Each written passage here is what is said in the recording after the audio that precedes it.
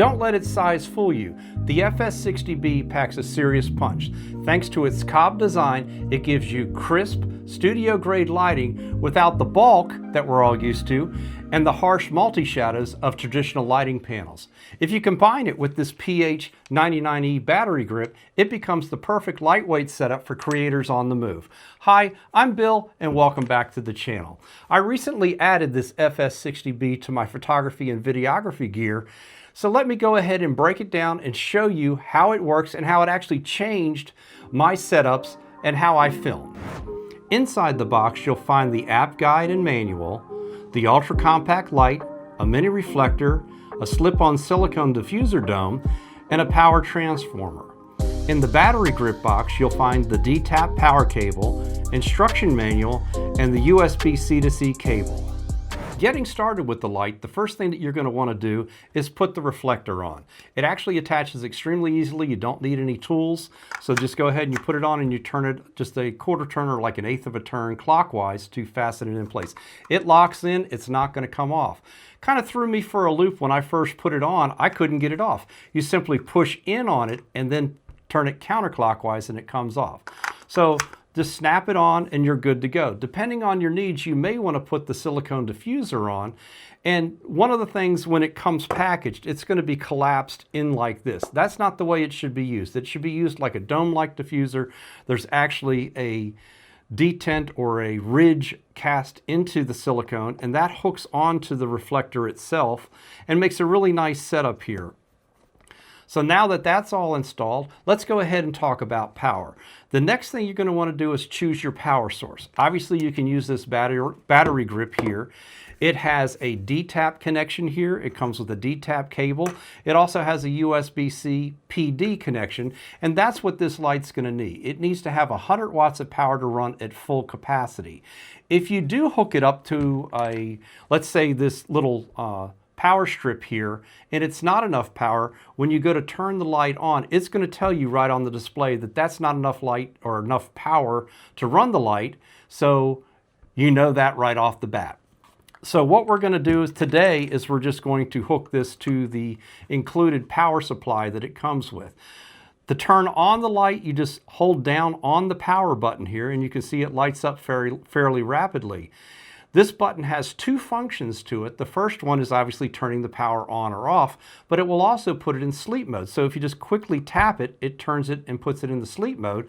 So this will be handy if you're on a shoot and you just want to rest the light for a second and then turn it right back on with just a quick tap of the button, or a quick tap of the button there. Moving on to the next is the intensity here. The intensity can be dialed by turning it clockwise as we see here. You can also take it in steps. If you press down on the button, it'll jump in 20-step increments here. So you can turn it down from that step, but let's say if you wanted to go to 100% back to 0, you just keep on pressing the button and cycling through it. So that's a really neat feature. I actually like that a lot, where you can just quickly dial up the light and get it to what you want. We'll just put it down on 3% here. The next switch we have over here, or button I should call it, is your mode button. So if we press that once, we can change it to our special effects here.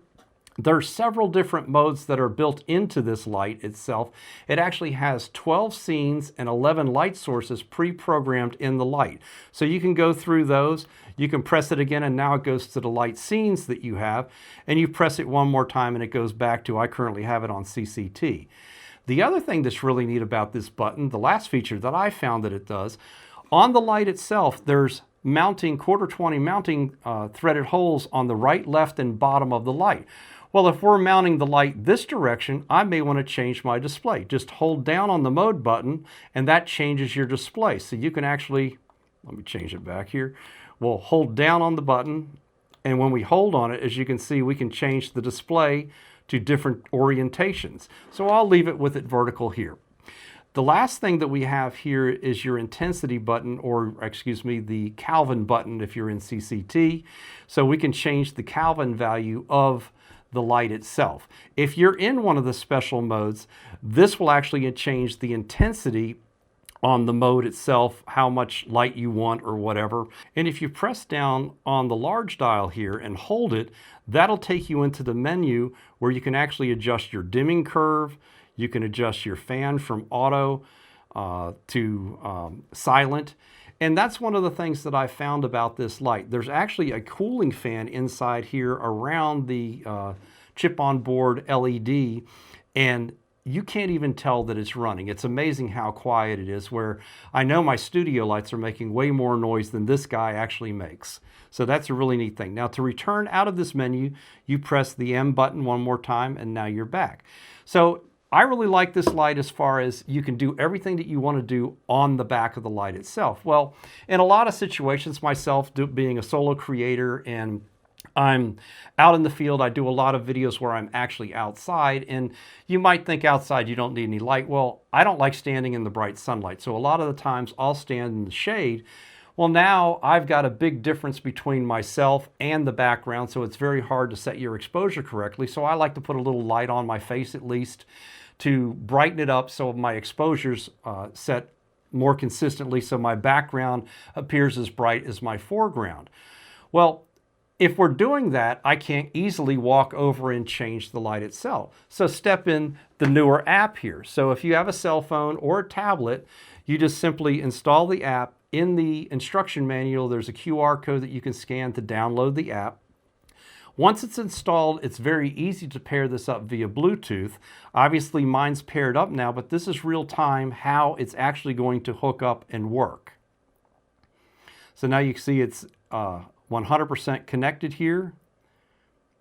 And here's my FS60B, and if I just touch the power, I can turn it, if I just touch the power here, I can turn the light off and on without even going into the settings on the app itself.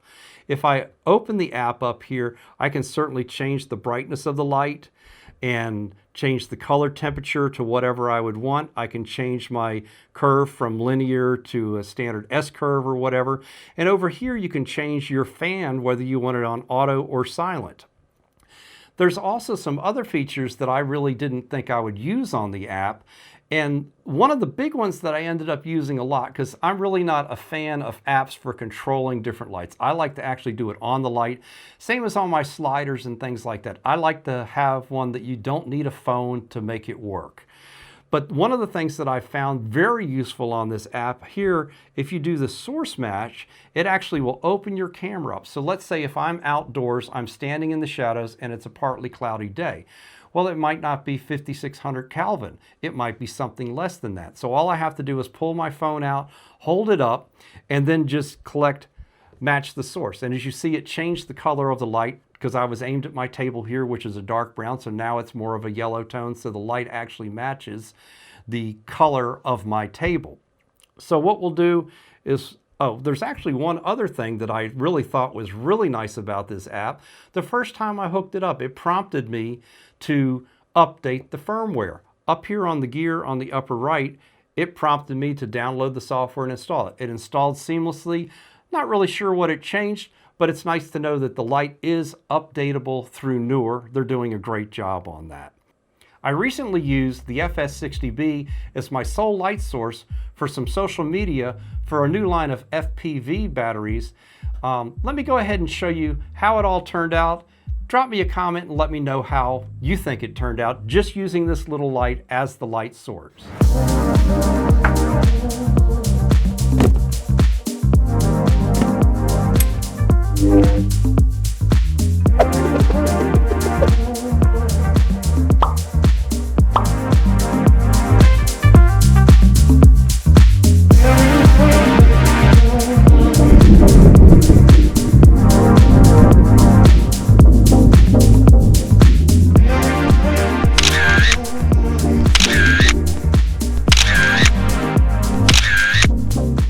If you would like more information on this FS60B light and the PH99E battery grip, check out the description for all of the links so you can get all the information firsthand directly from Neewer or their listing on Amazon. Thanks again for watching, and we'll definitely catch you on the next one.